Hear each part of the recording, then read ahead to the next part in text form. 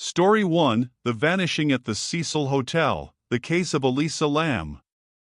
The setting: Los Angeles, California. January 2013. The Cecil Hotel, a budget lodging place in Skid Row, carries a dark history and even rumored connections to serial killers like Richard Ramirez. It's into this grim backdrop that Elisa Lam, a 21-year-old Canadian student traveling alone, checks in. The disappearance: Elisa was on a solo trip exploring the West Coast, documenting her travels on her blog and regularly checking in with her family back in British Columbia. On January 31, 2013, those calls abruptly stopped. She was scheduled to check out that day but never did. Her concerned parents reported her missing. The Los Angeles Police Department, LAPD, began investigating, searching her room and the hotel, but found no trace of her or any sign of foul play. The eerie video: weeks passed with no leads. Desperate, the LAPD released hotel surveillance footage on February 13.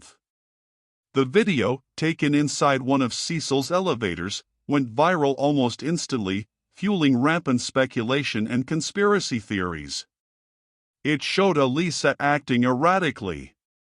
She enters the elevator, presses multiple buttons, peers out into the hallway as if hiding from someone, steps in and out, gestures strangely with her hands, and at times seems to be talking or arguing with someone unseen. Then, she walks away, and the elevator doors finally close. It was the last known sighting of her. The gruesome discovery: guests at the Cecil began complaining about low water pressure and water that tasted and looked strange. On February 19, a hotel maintenance worker went to check the large water tanks on the roof. Inside one of the sealed tanks, floating naked, was the decomposing body of Elisa Lam. Her clothes were found in the tank with her. The roof area was supposed to be locked and alarmed, raising questions about how she could have gotten up there and, more puzzlingly, how she could have gotten inside the heavy-lidded tank and closed the lid behind her. The official ruling and lingering questions: the autopsy report concluded that Elisa Lam's death was an accidental drowning, with her diagnosed bipolar disorder listed as a significant contributing factor. Toxicology reports found traces of her prescription medications but no illicit drugs or alcohol. Authorities theorized she experienced a psychotic episode, managed to access the roof, perhaps via a fire escape, bypassing alarms, climbed into the water tank, possibly seeking refuge or experiencing delusions, and drowned, unable to get out. The unsettled narrative: despite the official ruling, the case remains unsettling for many. How did she access the restricted roof undetected? How did she lift the heavy tank lid and close it from the inside? Why was she naked? And what explains her bizarre behavior in the elevator video just before her death? The Cecil Hotel's sordid history only added fuel to the fire, spawning theories ranging from foul play covered up by the hotel or police, to paranormal encounters, to comparisons with horror movie plots. The tragic death of Elisa Lam endures as a deeply strange and disturbing modern mystery. Story 2: The Online Trail of a Killer, The Murder of June Lin, Luca Magnotta. The setting: Montreal, Canada, and the dark corners of the Internet. May 2012. Luca Magnotta, a Canadian model and escort, craved fame, albeit of the most notorious kind. He had already gained infamy online for posting videos depicting the killing of kittens. The horrific crime: in late May 2012, a disturbing video titled "One Lunatic, One Ice Pick" surfaced online. It depicted a man, later identified as 33-year-old Chinese international student June Lin, tied to a bed frame, being repeatedly stabbed with an ice pick and screwdriver, then dismembered. The video also showed acts of necrophilia and cannibalism. The killer's face was visible at times, identified as Luca Magnotta. The sheer brutality and calculated filming of the act shocked viewers worldwide. The manhunt begins. Simultaneously, packages containing human body parts began arriving at political offices and schools. On May 29, a human foot was mailed to the headquarters of the Conservative Party of Canada in Ottawa. Another package containing a hand was intercepted, addressed to the Liberal Party.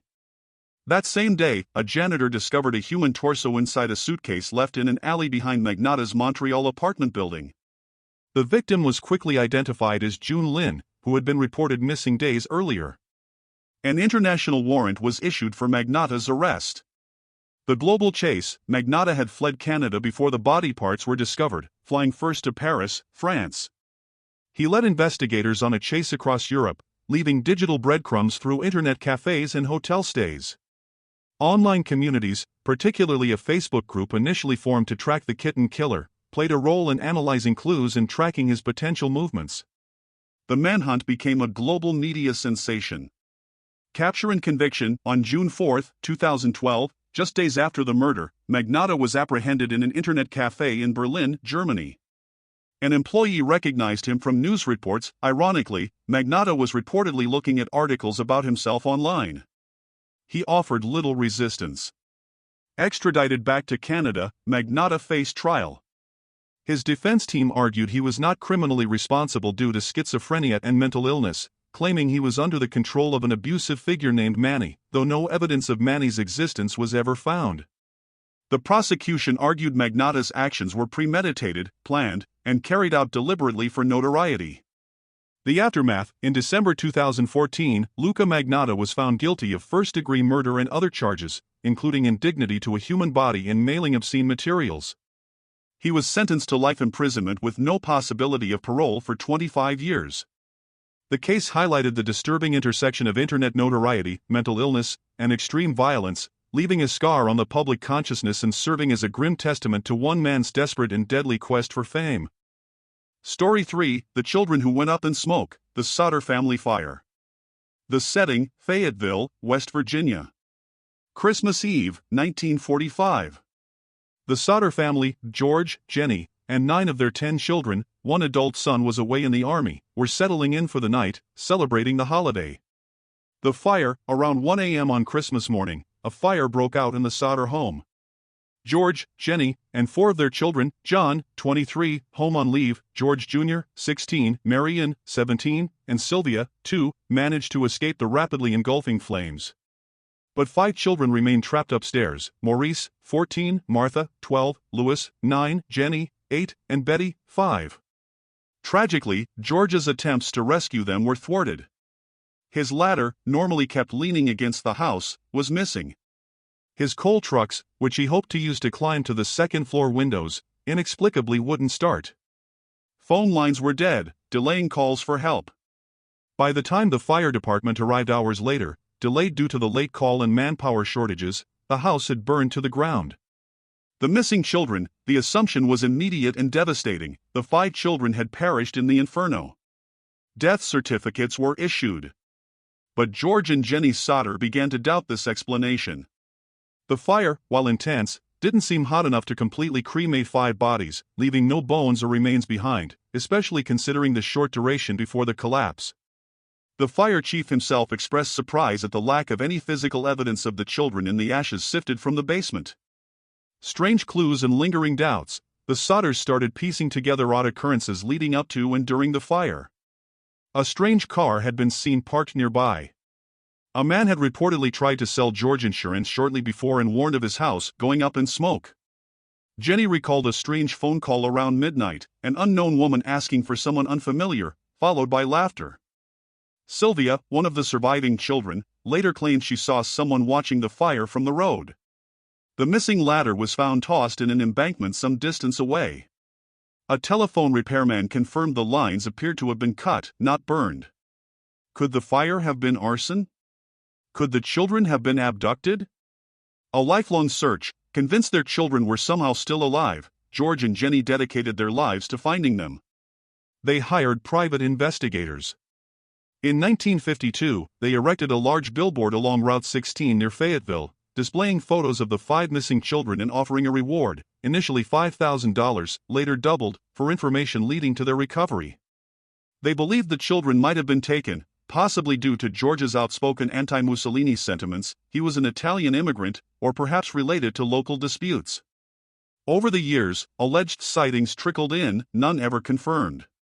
The most tantalizing clue came in 1967, a photo mailed to the Sodders, purportedly of an adult Louis Sodder, with a cryptic note on the back. Though they hired another detective, the trail went cold. Enduring mystery, George Sodder died in 1969, and Jenny in 1989, both going to their graves believing their children survived the fire. The surviving Sodder children continued the search. The billboard remained up for decades, a haunting roadside landmark.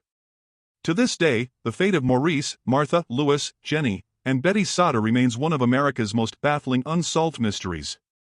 Were they victims of a tragic house fire, or were they abducted under the cover of arson, vanishing into thin air on Christmas morning? Story 4: Murder in Beverly Hills, the Menendez Brothers. The setting: Beverly Hills, California. August 20, 1989. A frantic 911 call comes in from the opulent Menendez family mansion.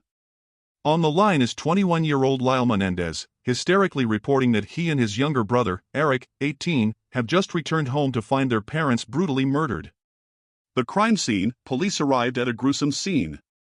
Jose Menendez, a wealthy entertainment executive, and his wife, Kitty Menendez, were found dead in the family den. They had been shot multiple times at close range with shotguns, rendering the scene horrific and suggesting overkill fueled by intense rage. Lyle and Eric, seemingly distraught, told police they had gone to see a movie and attended a food festival, returning home late to make the horrific discovery. Grieving orphans or calculating killers, in the initial aftermath, Lyle and Eric played the role of grieving sons left orphaned by a senseless tragedy. They inherited their parents' vast fortune. However, their behavior soon raised eyebrows. Within months, they embarked on extravagant spending sprees, buying luxury cars, like Lyle's Porsche, Rolex watches, expensive clothing, restaurants, and making risky business investments. Their apparent lack of grief and lavish lifestyle fueled suspicion among investigators who initially had few leads. The confession: the case cracked open nearly 7 months later due to Eric Menendez's overwhelming guilt. He confessed the murders to his therapist, Dr. L. Jerome Oziel. While therapist-patient confidentiality is usually sacrosanct, Oziel's mistress secretly recorded some sessions, and Oziel himself felt threatened by the brothers. Eventually, these tapes and Oziel's testimony became crucial evidence, leading to the arrest of Lyle and Eric in March 1990. The trials and defense: the Menendez brothers' trials became a media circus, broadcast live on court TV. They admitted to killing their parents but claimed self-defense. Their defense team, led by Leslie Abramson, argued that the brothers had endured years of horrific physical, sexual, and psychological abuse at the hands of their domineering father, Jose, and that their mother, Kitty, was complicit or enabled the abuse while suffering her own issues. They claimed they killed their parents out of fear for their own lives after years of escalating terror. The prosecution painted a different picture: greedy, spoiled young men who murdered their parents to gain access to their $14 million fortune and live freely without their parents' control. Verdict and legacy: the first trial in 1993 resulted in 2 deadlocked juries, one for each brother, unable to agree on whether it was murder or manslaughter fueled by self-defense amidst abuse. A second trial was held in 1995, this time with both brothers tried together, a different judge, and cameras barred from the courtroom. This time, the judge severely limited the testimony regarding the alleged abuse. Both Lyle and Eric Menendez were found guilty of first-degree murder. In 1996, they were sentenced to life in prison without the possibility of parole. Continuing debate: the Menendez case remains controversial. While convicted as cold-blooded killers, the claims of severe abuse continue to fuel debate about their motives and the fairness of their sentences. Were they purely motivated by greed, or were they deeply traumatized victims pushed to an extreme act? The brothers remain incarcerated, their story a chilling saga of wealth, family dysfunction, secrets, and brutal violence in the heart of Beverly Hills.